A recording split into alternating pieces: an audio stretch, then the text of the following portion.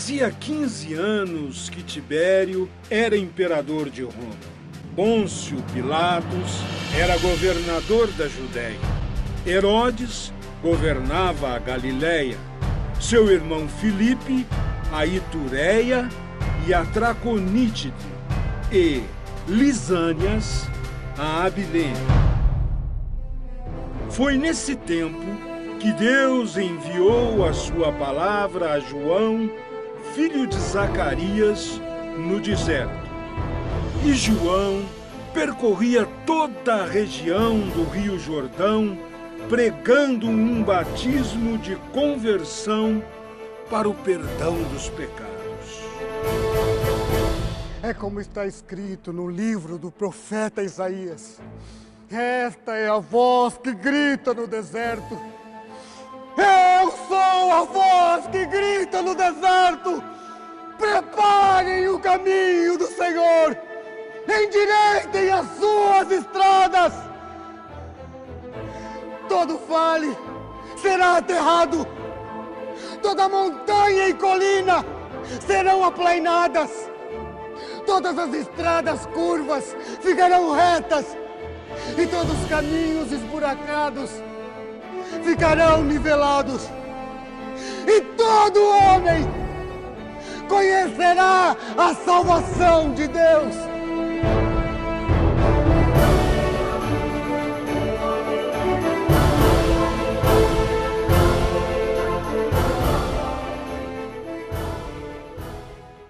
Este é o trecho que nós iremos ouvir, que fala da figura de João Batista e, portanto, da preparação do ministério de Jesus. Nós temos que perceber uma coisa, já falamos a vez passada, mas é importante lembrarmos que Lucas apresenta João Batista, a sua atividade diferente do modo como os outros evangelistas apresentam João Batista. Eles apenas acabam apresentando João Batista como o precursor, como aquele que deveria vir antes de Jesus. Mas, por isso, a figura de João aparece somente a partir do batismo de Jesus.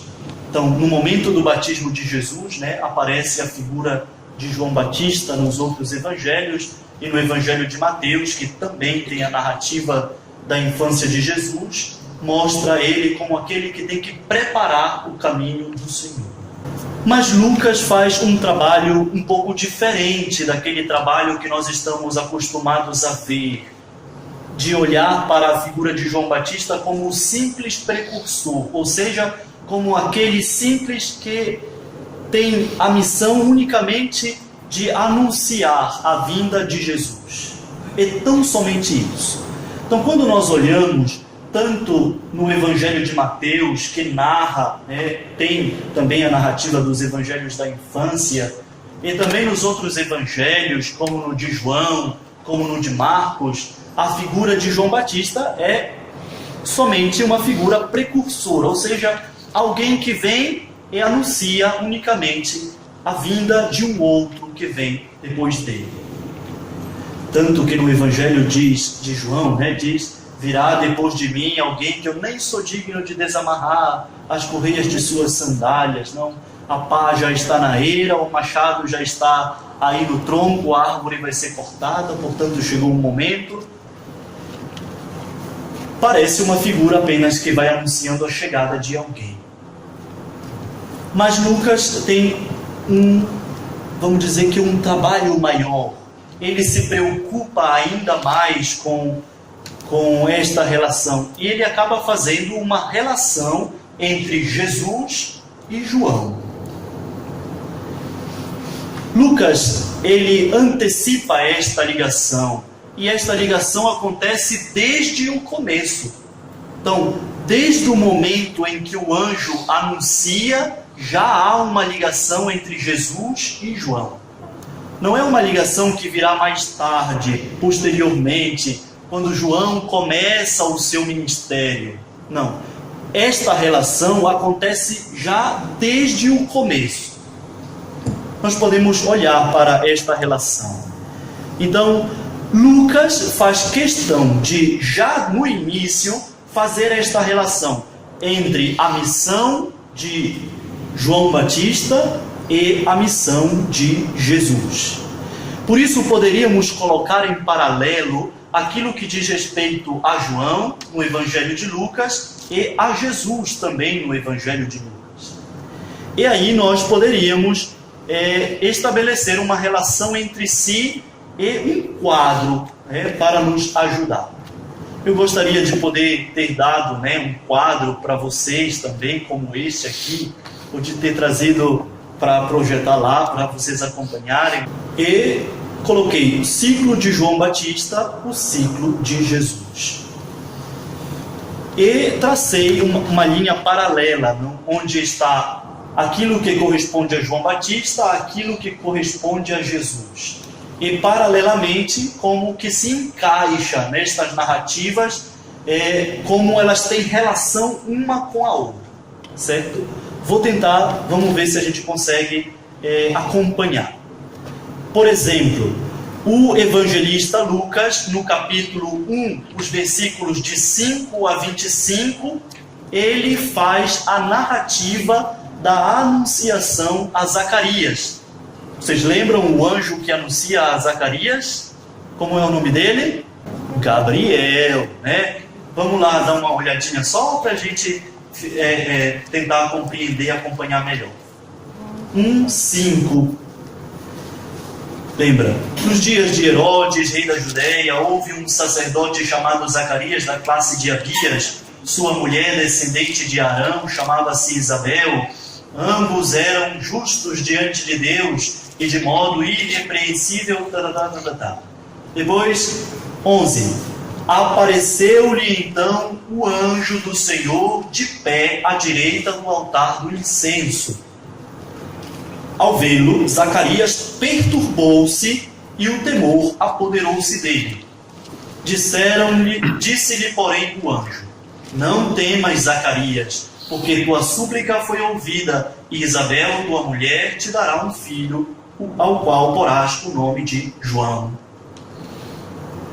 E depois, Zacarias duvida, e o anjo diz que o nome dele é Gabriel, vem da parte de Deus, e porque ele duvidou, ele vai ficar mudo, né? Tem lá, depois a narrativa continua. Então, no capítulo 1, versículos 5 a 25, retrata a anunciação do anjo Gabriel a Zacarias. Em paralelo, para fazer a comparação, para fazermos a relação ao lado, nós temos a anunciação do anjo Gabriel a Maria. No capítulo 1, os versículos 26 a 38. Logo os versículos que seguem, não? Então veja como ele foi colocando. Veja lá, é como se ele estivesse colocando assim, um bloco da anunciação de João Batista, o bloco da anunciação de Jesus. E perceba que há uma mesma estrutura num e no outro. Há uma anunciação a alguém, há uma anunciação em alguém. O anjo do Senhor revela a Zacarias, o anjo do Senhor revela a Maria. O anjo do Senhor é Gabriel, que é enviado, o anjo do Senhor é Gabriel, que é enviado. Dá para perceber a relação? Como o evangelista foi costurando, organizando bem esta relação desde o começo, desde o momento da anunciação.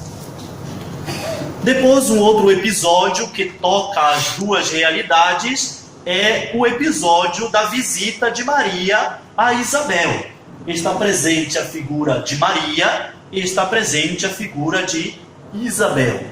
Está presente aquela que traz o precursor, o último dos profetas, está presente aquela que traz o Messias esperado, anunciado por este precursor. Então, uma realidade que tocam, vamos dizer, estas duas colunas, estes dois ciclos, que diz respeito tanto a João Batista quanto a Jesus. Depois, o Evangelho continua no capítulo 1, versículos 57 até o versículo 80, ele narra o nascimento, a circuncisão, a imposição do nome a João e a vida oculta de João. Vivia no deserto e tal. Ao passo que no capítulo 2, nos versículos de 1 a 21, ou seja, logo posterior a este que fala de João, então ele faz a narrativa do nascimento de Jesus, da circuncisão de Jesus, da imposição do nome de Jesus. Ele será grande, será chamado Filho de Deus, a quem porás o nome de Jesus. Lembra, não? Depois, ainda no capítulo 1, no versículo 15, o evangelista diz que, na mensagem do anjo, o anjo diz que João Batista, o precursor, será grande diante do Senhor. E a respeito de Jesus, também no capítulo 1, versículo 32, diz que ele será grande. Depois, diz-se de João Batista que ele é o profeta do Altíssimo.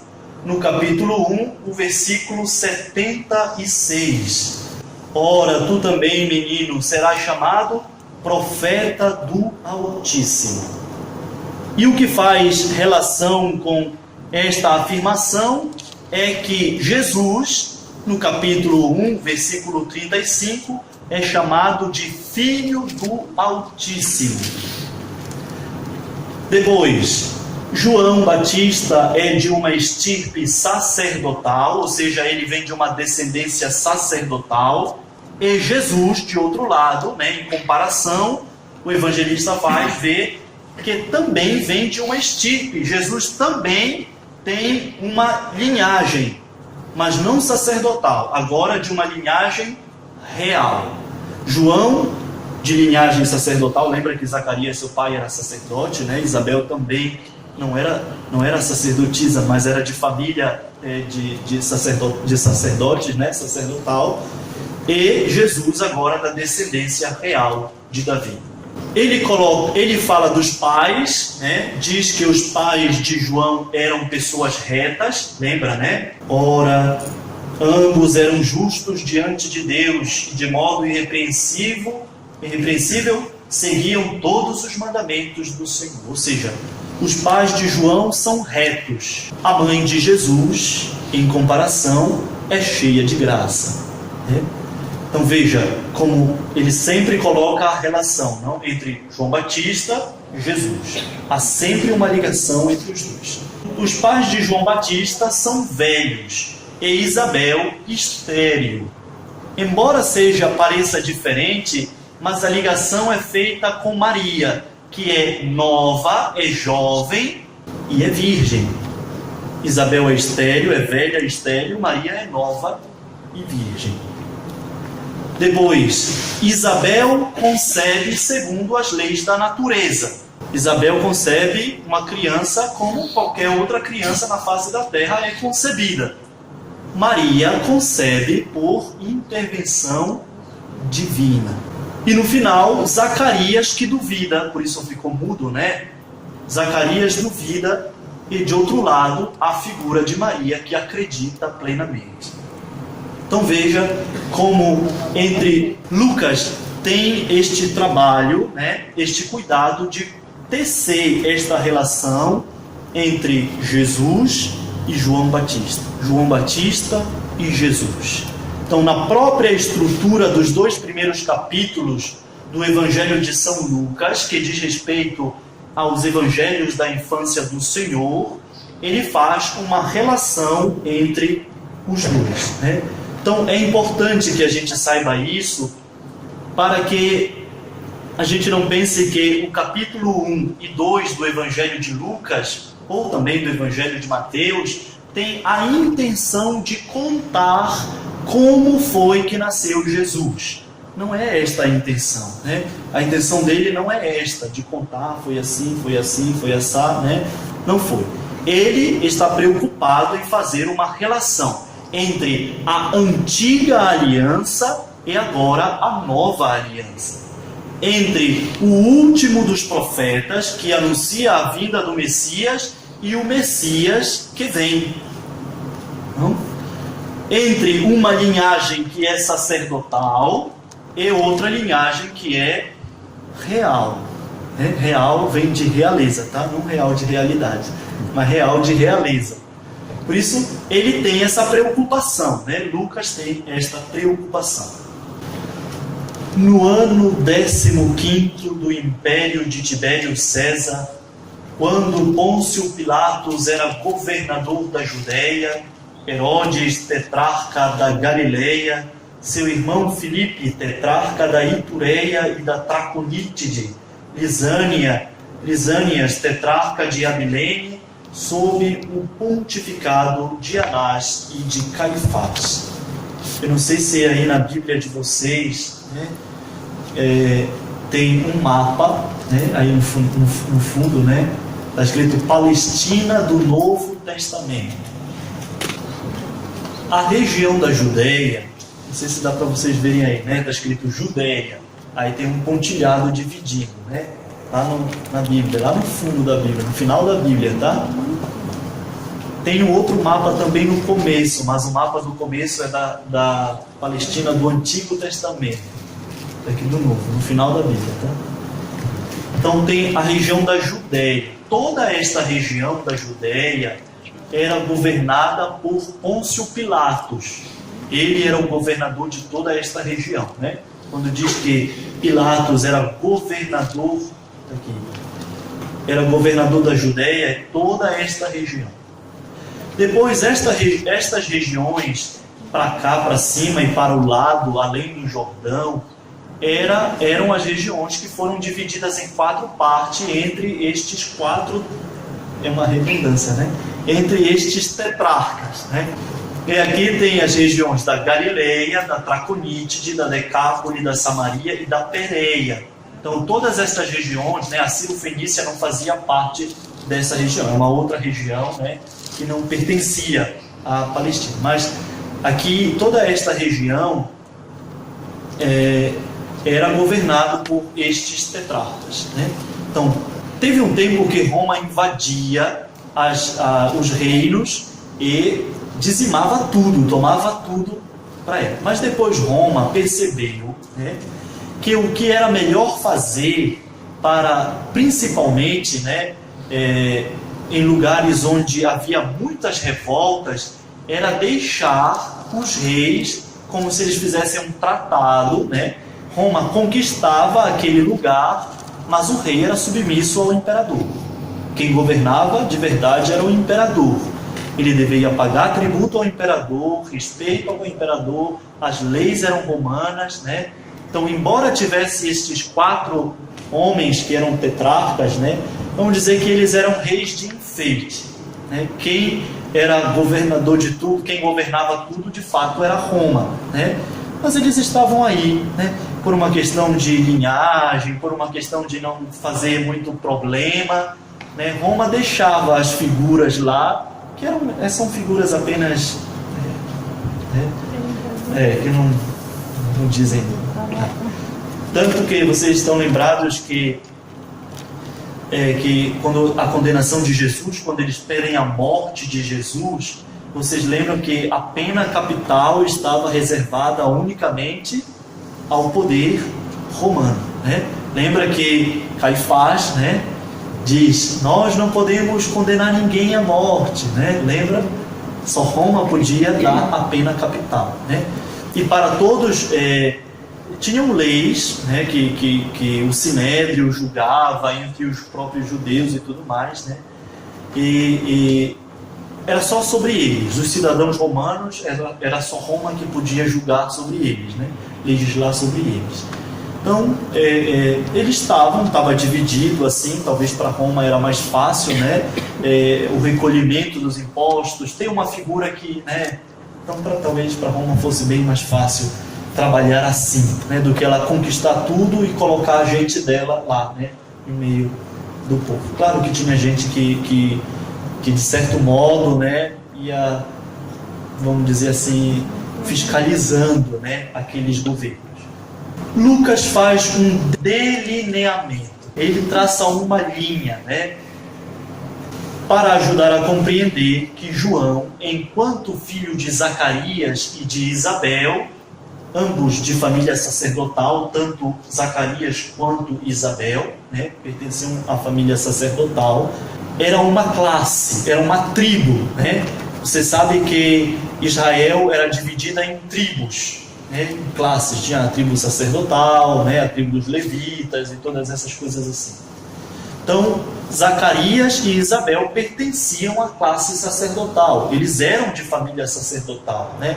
Então você nascia dentro destas famílias. Sua família fazia parte, né? E como depois vamos ver, Jesus nasce dentro da realeza, né?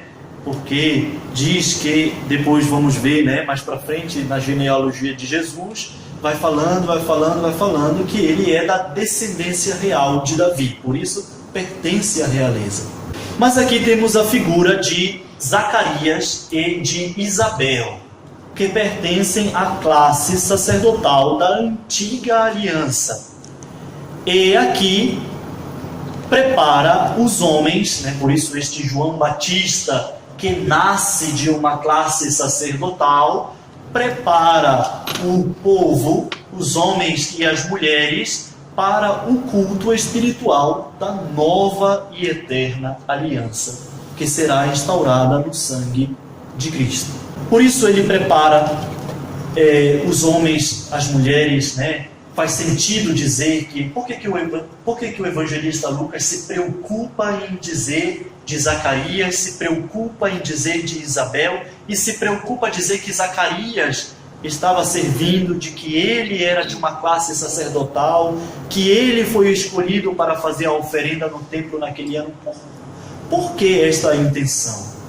Para dizer que João Batista, aquele que prepara o caminho do Senhor, que prepara a humanidade, prepara os corações, né, é de uma estirpe sacerdotal. Por isso, aquele que pertence à estirpe sacerdotal da antiga aliança prepara os corações para o culto espiritual na nova aliança, né? Por isso, ele faz questão de deixar muito claro que eles são de uma estirpe sacerdotal. Além do mais, que Lucas desmistifica toda a leitura mítica, né? Pode ser, depois vocês vão encontrar, né, quem tiver acesso, né, aos chamados evangelhos apócrifos, né, que não entraram dentro do cânon da Sagrada Escritura, vai ver que tem muitas leituras míticas, né, dentro da comunidade, entre as pessoas, acabaram escrevendo também muitas coisas míticas, né, muitas coisas meio fantasiosas, por isso que não entraram dentro do cânon das Sagradas Escrituras, né, a respeito do nascimento de Jesus. É por isso que Lucas faz questão de situar historicamente a vida de João Batista. Não é algo místico, não é algo, meu Deus do céu, sobrenatural, nada. Ele começa a elencar elementos históricos para dizer que João Batista, o seu nascimento, se dá verdadeiramente numa história concreta, real, né? Não tem nada de mítico, não tem um mito, uma historinha para inventar o nascimento de João Batista, assim como não terá para justificar o nascimento do Messias, mas que eles nascem sempre dentro de uma história real, concreta. Por isso que Lucas tem a preocupação de colocar as datas, não? Olhe lá como ele faz minuciosamente.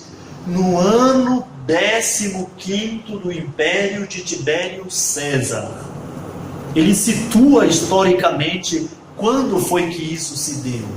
Quando é que isso acontece? Não? Quando Pôncio Pilatos era governador da Judéia. Houveram outros governadores, né, antes de Pôncio Pilatos, e certamente houveram muitos outros governadores depois de Pôncio Pilatos, né? Então, mas ele situa historicamente, né? Ele quer desmitificar, né? Ele não quer fazer uma historinha, não, de como foi uma coisa meio fora da realidade. Não, foi real. Aconteceu assim. Estas pessoas existiram de fato, né? E a gente tem documentos, por exemplo, os anais do Império Romano, né? Nos grandes museus de Roma, de Taná, existem os anais, né, do Império, alguns documentos, algumas coisas assim, que comprovam que estas pessoas realmente existiram e governaram. Não? Então, veja que a vinda do precursor e a vinda do Messias foi real, é o que ele está dizendo. Não? Foi real, veio mesmo, foi de verdade. Não estamos inventando uma história aqui, não. Vamos aqui inventar uma religião, né, esotérica, criando, né, entidades que não são reais. Não, é real, foi real, aconteceu. Então ele escreve tudo isso. E no interior deste contexto histórico que se insere o autêntico e grandioso acontecimento, a Natividade de Cristo, que aqueles contemporâneos, aquelas pessoas que nós escutamos, nem sequer vão se dar conta do que está acontecendo. Né? Então, foi nesta realidade, foi aqui que aconteceu. Né? A palavra, sob o pontificado de Anás e Caifás, a palavra de Deus foi dirigida a João, filho de Zacarias, no deserto. Então sabemos que João Batista morava no deserto, né? Outros evangelhos vão colocar a figura de João Batista uma figura despojada, ele não bebia, né? O próprio Jesus vai afirmar isso, vai dizer, veio João Batista que não comia e não bebia, e vocês diziam que ele tinha um demônio. Veio o Filho do Homem que come e bebe, e vocês dizem que é um beberrão e um comilão. Bom, eu não sei o que vocês querem da vida de vocês, né? Vocês se decidam, né? Porque se alguém não come e não bebe, é porque é doido, tem um espírito impuro, né? Se vem um que come e bebe, é porque é um beberrão, um comilão, né? Vocês se decidam, né? Isso acontece em todo lugar, tá? Não aconteceu com Jesus, isso é uma praxe, né? Que acontece em toda a humanidade. Nunca estamos satisfeitos com nada, né? Vem um que é daquele modo, é ruim porque é daquele modo. Vem outro que é de um modo totalmente diferente, é ruim porque é de um modo totalmente diferente. Bom, agora o que querem, não sei. A palavra de Deus foi dirigida a João, filho de Zacarias, no deserto. O deserto como o lugar onde João estava. Porque João vivia com austeridade. João vivia na simplicidade. Diz o Evangelho que ele se alimentava de gafanhotos e mel silvestre. Não bebia, né? Até no próprio anúncio diz que ele não ia beber, né? Ele não ia beber bebida fermentada e tudo mais, né? Quando se refere às profecias que falam de João Batista. Então, João vivia uma vida simples. E foi justamente no deserto, naquele lugar retirado, onde João Batista recebe a palavra do Senhor para anunciar. E o deserto é o lugar do despojamento. O deserto é o lugar onde não se pode levar 1000 coisas. Você não pode andar com 1000 coisas pelo deserto, você vai morrer. Não? Você no deserto leva o que é essencial. Você não pode se sobrecarregar de coisas. Você leva aquilo que é importante para a sobrevivência, não? Então, o deserto é o símbolo deste despojamento, desta austeridade, né? É o símbolo do não acumulamento, se existe essa palavra, né? Existe acumulamento? Tá bom. Vamos lá. Continuar no nosso texto. Então, este é o lugar de João Batista, o lugar onde a palavra é dirigida, onde ele encontra a palavra e onde ele começa o seu ofício, a sua missão, né, de precursor. E ele percorreu toda a região do Jordão, proclamando um batismo de arrependimento para a remissão dos pecados. Ainda uma coisa que deixei passar é que Lembra que nós falamos a respeito de Lucas e dissemos que Lucas, para ele o tema dos pobres, dos últimos, é um tema muito apreciado, é um tema muito caro para Lucas, importante para ele. Ele faz ressaltar que a promessa, a salvação, a intervenção, a graça, a glória de Deus acontece e acontece para os pobres. Estão lembrados disso, não? Então, Lucas faz uma moldura, certo? O que é uma moldura? A moldura, é aquilo que fecha algo dentro, de um, vamos dizer assim, de um perímetro, algo que é importante. Então, para Lucas, quem são os grandes das nações? Pilatos, Tibério César, Herodes, Antipas, Filipe, Lisânias, Anás, Caifás. Por que eles estão aí? Por que eles são importantes? Quem é importante afinal? Qual é a importância deles? Por que eles estão aí? Para tecer uma moldura simplesmente. Então eles vão fazer este papel de emoldurar. Então os poderosos formam uma moldura para evidenciar os pequenos. Ou seja, a quem a palavra é dirigida, a quem a salvação é dirigida são os pequenos e últimos. Por isso vamos dizer que eles são o conteúdo principal do quadro. E os grandes estão simplesmente para fazer uma moldura, para dizer, é aqui, não? Fechar, não dentro de um perímetro, dentro de uma circunstância, dentro de uma realidade, certo? Ele percorreu toda a região do Jordão, proclamando um batismo de arrependimento para a remissão dos pecados, conforme está escrito no livro das palavras do profeta Isaías. E esta foi a palavra que foi dirigida a João no deserto, que ele diz: voz do que clama no deserto, preparai o caminho do Senhor, tornai retas suas veredas. Todo vale será aterrado, toda montanha ou colina será abaixada, as vias sinuosas se transformarão em retas e os caminhos acidentados serão nivelados. E toda a carne verá a salvação de Deus. Então, ele mesmo, João Batista, é ele quem está falando estas palavras, tá? A palavra foi dirigida a ele, por isso é ele quem está anunciando esta palavra. Ele se declara como a voz que clama no deserto. Quem é João Batista? A voz que clama no deserto, que grita no deserto.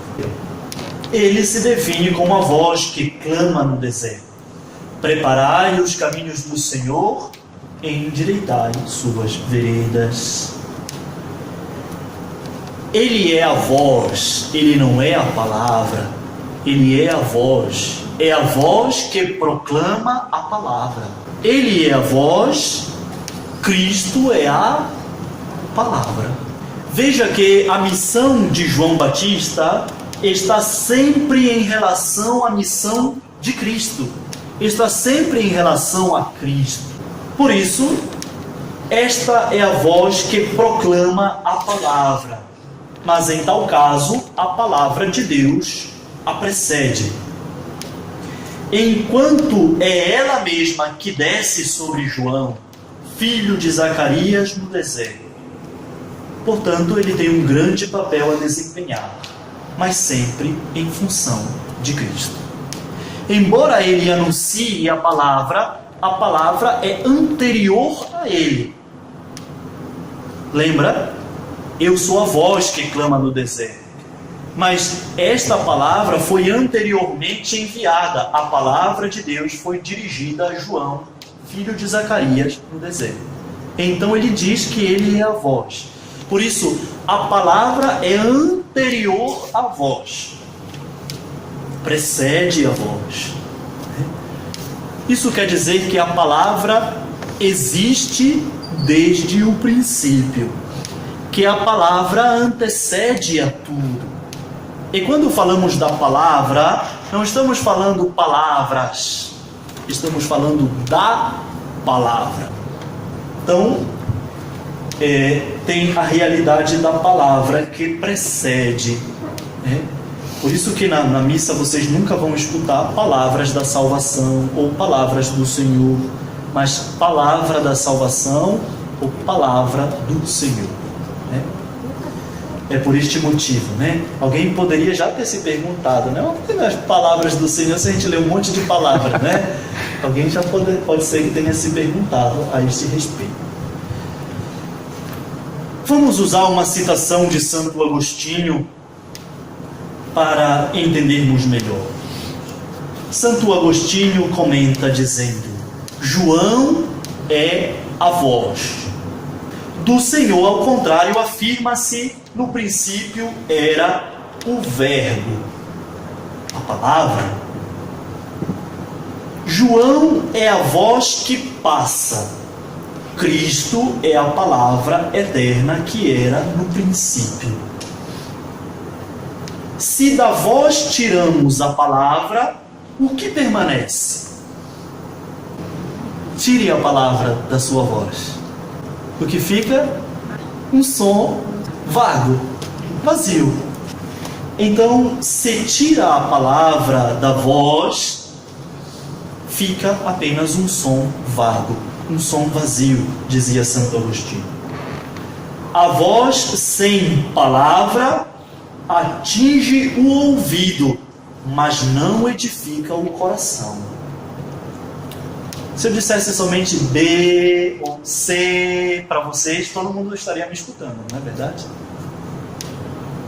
Olha o que diz Santo Agostinho. A voz sem palavra, e aqui estamos falando da voz de João Batista, não? Sem palavra que é Cristo. A voz sem palavra atinge o ouvido, mas não atinge o coração. Aqui é importante, porque também nós podemos ser voz sem palavra. E todas as vezes que não conseguimos atingir o coração, devemos nos perguntar se a palavra estava presente. Que voz somos nós? Na nossa voz se ouve a palavra? Ou a nossa voz é um som vago? Não edifica o coração? É só um barulho. Quantas vozes vagas, não? No mundo de hoje, é só você... É um mundo onde não se tem silêncio mais. Em todo lugar é sempre muito barulho. Em todo lugar se fala muito, se canta muito, se coloca som nas alturas, se coloca não sei o que, não sei o que. Parece que o nosso tempo é um tempo onde não se escuta mais o silêncio, né? Mas esse som edifica, chega ao coração, edifica o coração, ou são vozes vazias? Normalmente são vozes vazias, né? A televisão, o que fica em nós? O que fica em nós? Se não edifica, não tem a palavra. Se não edifica, não serve. Vozes, não? Vozes. Somos cheios de vozes. Agora, também tem as vozes que gritam dentro de nós. Será que nós conseguimos discernir as vozes? Será que nós conseguimos discernir entre as vozes que são vazios, sons vazios, e a voz que edifica, porque possui a palavra, ou não? É bom, não, a gente se questionar a respeito disso. Por isso, a voz sem palavra, ou seja, toda a voz sem Cristo, toda a atitude, todo o anúncio, tudo que não possui Cristo, não edifica o coração. Sem dúvida não edifica. Quanto a nós, hoje temos a tarefa de ouvir aquela voz para conceder a Jesus, palavra que nos salva, espaço e acolhimento no coração. Por isso, meus irmãos, nós temos que preparar o nosso coração, né? O convite constantemente: preparai os caminhos do Senhor, diz João Batista. Preparai o caminho do Senhor, tornai retas suas veredas. Tudo será aterrado, toda montanha e colina será abaixada, as vias sinuosas se transformarão em retas e os caminhos acidentados serão nivelados. Altos e baixos, tudo. E um convite, porque é um convite: preparai. Ou seja, lembre-se que Deus quer a nossa ajuda neste projeto. Deus quer a nossa participação. Por isso não é algo que se impõe a você, mas é algo que também tem a sua participação. Por isso que a palavra enviada a João começa com um convite: preparai. Preparai. Uma atitude que é minha e sua. Somos nós quem preparamos a vinda do Senhor. Nesta sociedade consumista, na qual somos tentados a procurar a alegria nas coisas, João Batista ensina-nos a viver de maneira essencial. Lembra a vida de João Batista? O essencial. Por isso vivia no deserto. João vivia com o essencial. O Natal, como festa externa, se não tem a palavra que se encarna, é voz sem palavra, sem sentido. Convide a sua família, todo mundo. Primeiro vamos à missa de Natal. Depois a gente vem em casa, vamos ceiar, vamos sentar juntos, vamos sorrir, contar história, comer, se felicitar e tudo mais. Mas primeiro ouvir a palavra, acolher a palavra, senão não fará sentido. Será uma festa como uma outra festa qualquer que não acrescenta nem diminui, né? Diminui, na verdade, mas não acrescenta. Se você não vem à missa, já é uma voz sem... Como é que a gente disse? Uma voz sem palavra. Aqui Santo Agostinho diz: é um som vago. É um som que não tem palavras. Não tem palavra. Né? É um som vago. E Deus defenda aquele negócio de Papai Noel, tá? Pelo amor de nosso Senhor Jesus Cristo. Não quero nem pensar, credo. Queria ir visitar a casa de vocês, contar um negócio de Papai Noel. Vamos ficar de pé. Nos confiar à proteção de Maria, Virgem do Advento, que nos ensine a acolher a palavra que nos é dirigida, palavra de salvação. Ave Maria, cheia de graça, o Senhor é convosco. Bendita sois vós entre as mulheres, bendito é o fruto do vosso ventre, Jesus. Santa Maria, Mãe de Deus, rogai por nós, pecadores, agora e na hora de nossa morte. Amém. O Senhor esteja convosco. Ele está no meio de nós. Abençoe-vos Deus Todo-Poderoso, Pai e Filho e Espírito Santo. Amém. Vinde em paz e o Senhor vos acompanhe. Graças a Deus.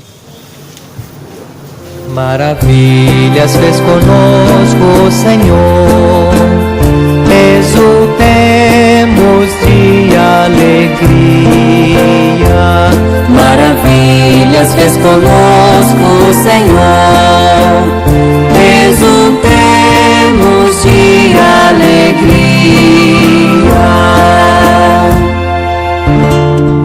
Quando o Senhor reconduziu nossos cativos,